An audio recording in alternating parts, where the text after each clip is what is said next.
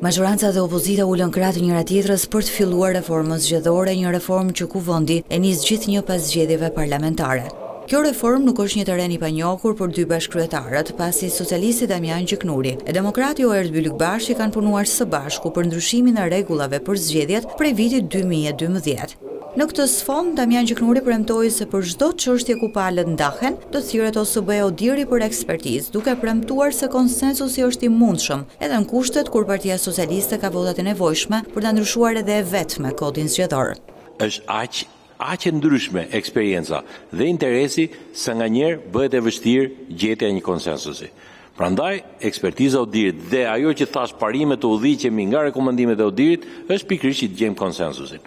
Dhe më përpara ne kemi bërë këtë. Unë garantoj nga ana ime dhe si në emër të majorancës që ne jemi të hapur për çdo propozim, nuk kufizohemi vetëm tek rekomandimet e Odirit, siç kemi bërë dhe më parë, që sa herë kemi pasur marrëveshje politike, gjë që mbase nuk mund mos mungojë edhe në të ardhmen, për çështje edhe të sistemit zgjedhor, apo për çështje të tjera që u interesojnë palëve, ne kemi gjetur gjuhën.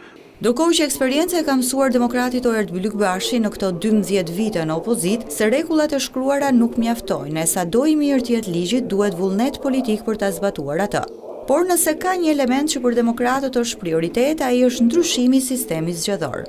Por në qoftë se ne nuk mbajmë të hapur debatin për sistemin zgjedhor, i cili ky që është i njëanshëm, i vitit 2020, po vret funksionimin e partive në parlament, duke filluar që nga procesi zgjedhor dhe më pas e gjitha kjo e transferuar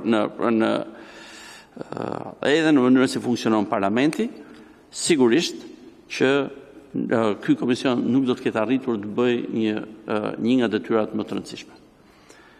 Rregullat themelore vendosen së bashku.